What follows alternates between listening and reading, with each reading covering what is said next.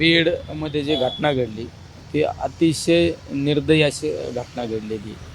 त्या घटनेच्या संदर्भात मी असो किंवा आमच्या पक्षातील इतर नेते मंडळी असो किंवा त्या भागाचे आमचे खासदार बजरंग बाप्पा, आम्ही संसदेमध्ये सुद्धा तो प्रश्न मांडण्याचा प्रयत्न केला. अनेक मंत्र्यांना सुद्धा भेटून त्या बाबतीतली सर्व माहिती आम्ही सांगण्याचा प्रयत्न केलेला आहे. पण आज पवारसाहेब पवारसाहेबांनी आम्ही स्वतः त्या कुटुंबाला भेट देण्यासाठी जाणार आहे. बीड असो, परभणीला सूर्यवंशी कुटुंबातली घटना असो, त्या ठिकाणी जाणार आहे भेटण्यासाठी.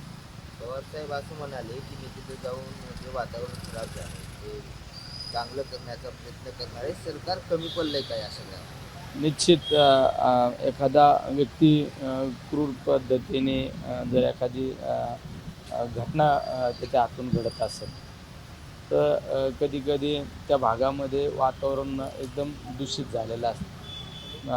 कारण आरोपीला ज्या घटनेमध्ये ज्यांचा प्रत्यक्षरित्या संबंध आहे त्यांना तर कारवाई झाली पाहिजे, त्यांना तर फाशीची सजा झालीच पाहिजे.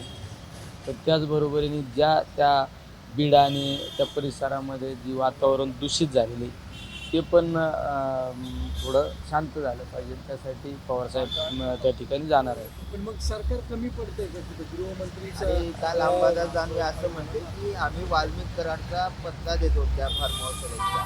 सरकार त्यांना का अटक करत नाही? तुम्हाला का असं वाटतं? निश्चित घटना होऊन इतके दिवस लोटले तरी अद्यापपर्यंत सरकारने कुठला असा ठोस पाऊल उचललेला नाही. याचा अर्थ सरकार कुठेतरी कमी पडतंच ना. कारण परभणीची घटना पाहिली असेल, बीडच्या घटना, अशा अतिशय दुर्दैवी घटना घडलेल्या आहेत. धनंजय मुंडे तुमचे नेते होते. धनंजय मुंडे यांची दहशत आहे म्हणून तिथले सगळे आमदार विधानसभेत त्यांना विरोध करतात असं त्यांचे समर्थक म्हणतात. म्हणजे त्यांचं वर्चस्व मोडून काढायचं या आमदारांना, कारण त्यांना सहकार्य करत नाहीत असं वाटत नाही, याला कुठला राजकीय रंग न देता ज्याचा प्रत्यक्ष किंवा अप्रत्यक्ष कुणी त्याला पाठीशी घालीत असेल तर त्याच्यावर कारवाई झाली पाहिजे.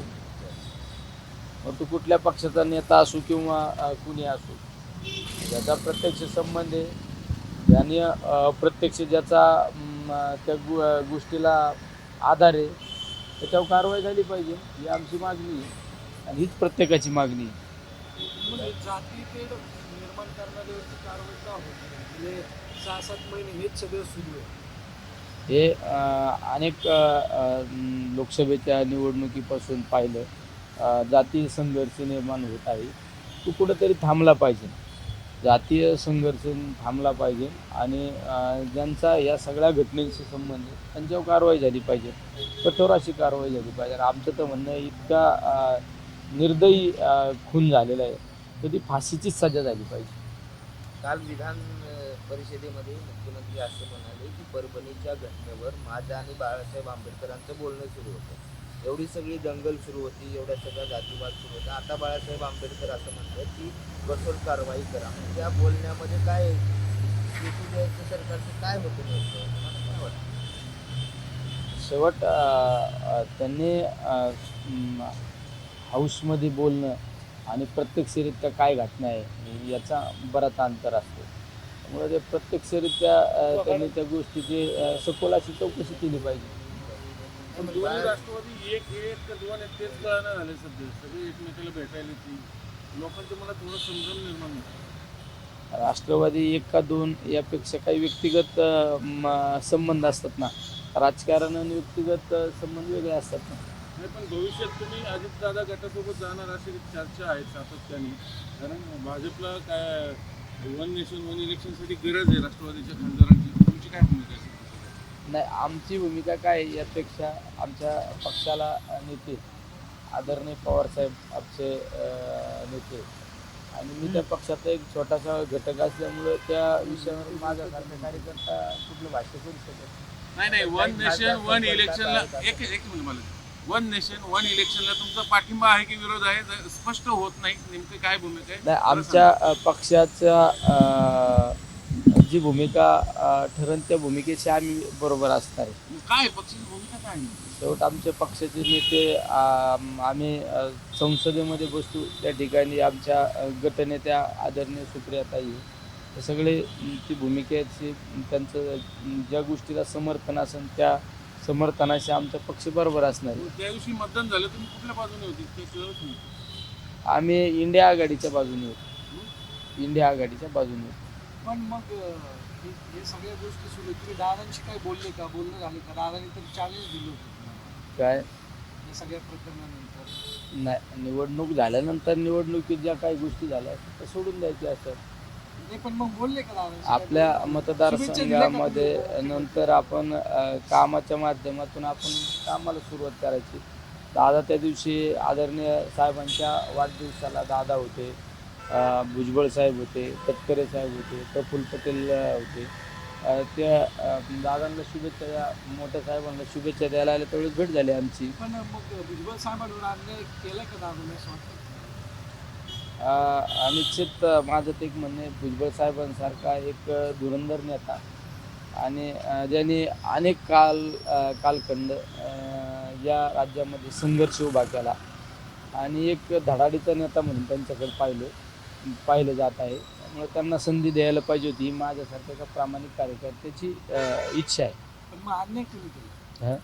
माझी तर म्हणणं आहे की आदरणीय भुजबळ साहेबांना एक चांगल्या ताकदीचं खातं त्यांच्या सारख्या ताकदीचं खातं त्यांना मिळायला पाहिजे होतं. आम्ही तर कारण भुजबळ साहेबांची काम करण्याची मी पद्धत जवळून पाहिलेली आहे. एक तळागाळातला नेता म्हणून भुजबळ साहेबांकडे पाहिलं नाही, जात पण आहे. अन्याय कोणी केला? त्यांच्या पक्षानेच केलं म्हणायचं ना. दादांनी केला अंतर्गत कारण काही- आमचं तर प्रामाणिक म्हणणं होतं भुजबळ साहेबांना संधी मिळाली पाहिजे होती. कारण त्या आघाडीमध्ये भुजबळ साहेबांसारखा ताकदीचा नेता डावलल्याचं दुःख हे सर्वांनाच आहे. भुजबळ साहेबांनंतर एक पण नेता नाही नाही, निश्चित भुजबळ साहेबांची काम करण्याची आम्ही पद्धत पाहिली हो. एकदम आणि स्पष्ट वक्ता, जे पोटात तेच होता असा असणारा नेता आणि काम करण्याची पद्धत चांगली आहे.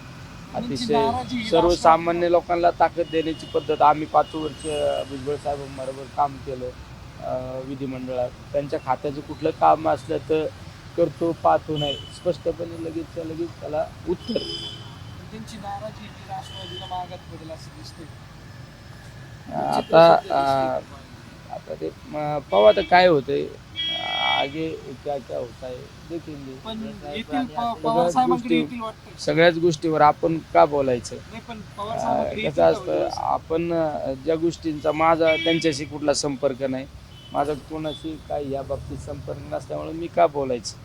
बरोबर आहे ना. पण भुजबळ साहेब सारखे नेते म्हणतात, ते म्हणतात फडणवीसांनी होकार दिला तरी देखील मला दादांनी मंत्रिपद नाकारलं. दिले नाही, माझं काय त्यांच्याशी या बाबतीत चर्चा नाही. नाही पण पवार साहेब माझी चर्चा नसल्यामुळं मी कसं यावर भाष्य करू पवार शकतो? साहेबांकडे येतील का भुजबळ साहेब? माझी चर्चा नाही ना. असं वाटत नाही का मला तुम्हाला? वाटतं का त्यांनी यावं वगैरे? अरे आलं तर त्यांचं तर स्वागतच आहे कधी पण. एबीपी माझा, उघडा डोळे बघा नीट.